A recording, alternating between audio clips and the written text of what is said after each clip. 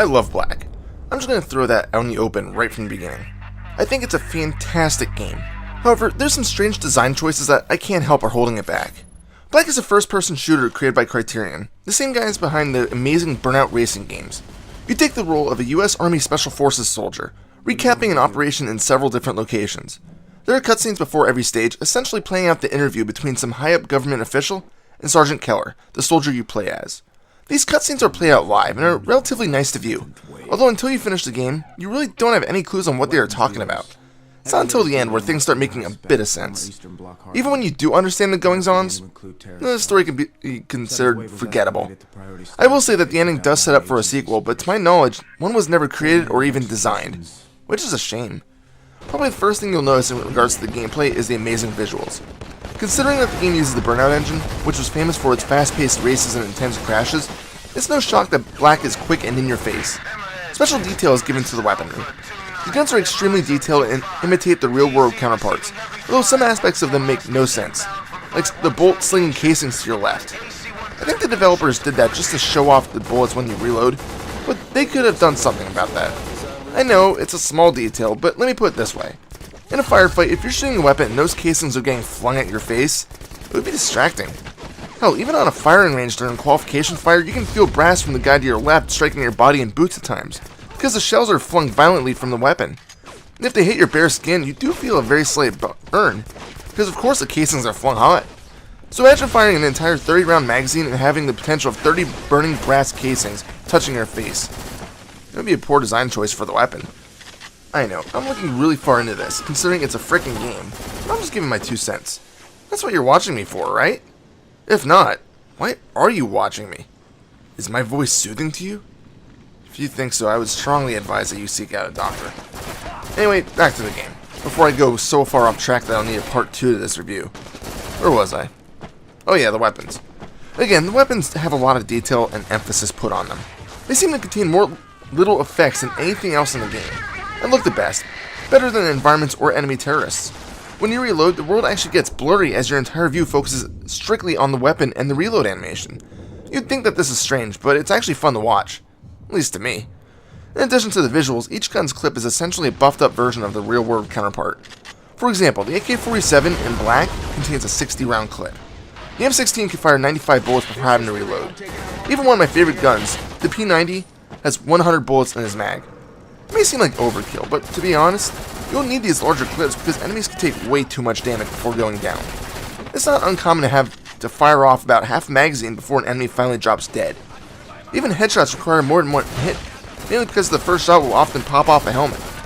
The only weapons that seem to kill the enemies quicker is the Spaz 12 shotgun, the Walther 2000 sniper rifle, and a 357 Magnum.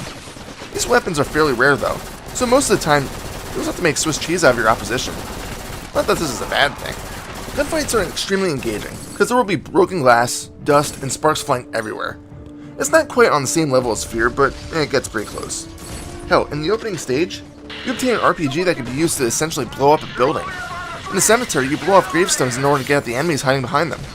In the final stage, you blow up a fortified station that's completely on the ground. You never know what you're going to walk into. In fact, in the final difficulty of the game, you're actually forced to destroy the environment. Most things that can be destroyed will show a black reticule when you aim at them. It is a sign that it needs to be destroyed. If you do not destroy everything with the black reticule on the stage, you fail the objective and need to redo the level. Considering that most of the levels take anywhere from 45 minutes to an hour to complete them, you do not want to redo levels if you don't have to. Yet there's that one thing missing that I just don't understand, especially in a shooter like Black. There is absolutely no blood. Nothing. This is a confusing design choice. You are taking guns that carry 100 rounds across minefields and cemeteries, riddling enemies with 50 bullets each, encouraged to blow up whatever the fuck you can, and yet there's still no blood? This just seems like a really odd thing to leave out in a game that's already over the top. In addition to the destructible objectives and your main primary ones that you can't help but succeed in as long as you proceed down the path you're given, you're also going to be told to complete a few secondary objectives.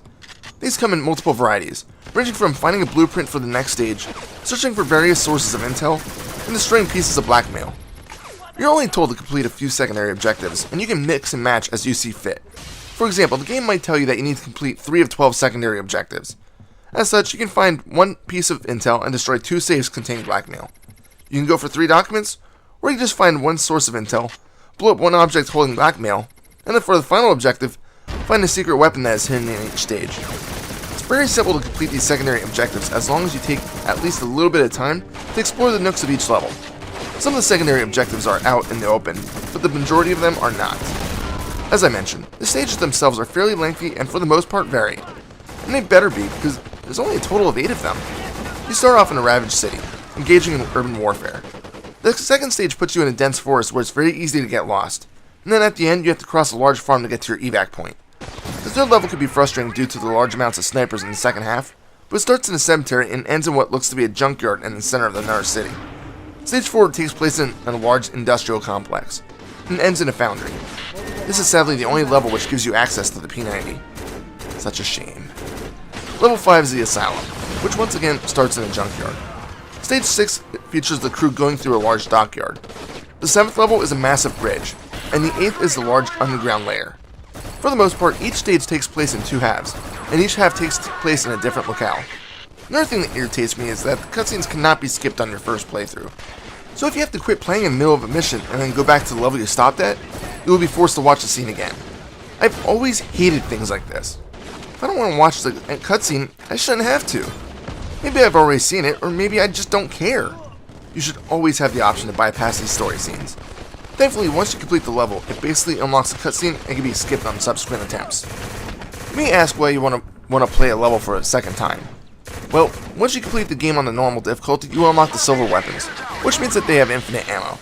You still need to reload them, but you'll never have to worry about finding additional bullets for them, which is nice if you prefer a weapon to use ammo that's hard to come by, like the Magnum. One thing I would love to see is a weapon select option for completing the game at higher difficulties, but it doesn't exist. The only thing that you get is that if you finish the game on Black Ops, you unlock the M16 for every level. This seems like a major letdown for finishing the game at such a brutal challenge level. Speaking of, the game isn't exactly easy. There is no regenerating life bar, at least not entirely. If your health goes down into the red, it will slowly heal up to 3 full bars, but from there, you're on your own. To help you out on normal or easy, you can find med packs to be carried and used whenever you need them. However, on hard and Black Ops, these don't exist, so healing up is strictly done by finding small health packs from fallen enemies. You'll be forced to aim your shots a bit and go for headshots, since it's going to be the quickest way to down your opponents without wasting too much ammo. In addition, checkpoints are few and far between. Basically, once you reach the level transition, you'll respawn there if you die. Other than those, you're on your own to complete the levels in one sitting. If you quit a mission after passing a checkpoint, you will resume at the beginning of the stage. Checkpoints are only really used if you die, which can be frustrating if you spend a lot of time on a mission and have to quit. This is mostly maddening in the final stage, where you'll reach a ton of guys with riot shields that are impervious to bullets. If you're out of grenades, there's probably going to be a rush of cursing coming from your mouth. Not to mention the shotgun guys usually fall over once, but then get up to keep firing at you due to their heavy body armor. This area almost seems like a survival rush, because you swear the enemies just don't stop coming. Also, once you blow up the fortified entrance, you end the stage once you get in there. That's it. There's no final boss.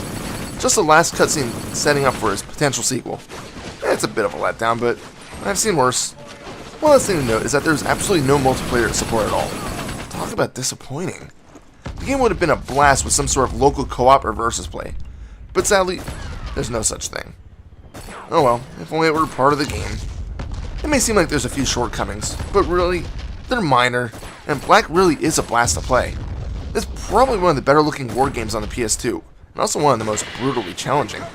It's only available on PS2 and Xbox, so if you have the means, definitely give it a shot. If you like shooters, I doubt you're going to be disappointed.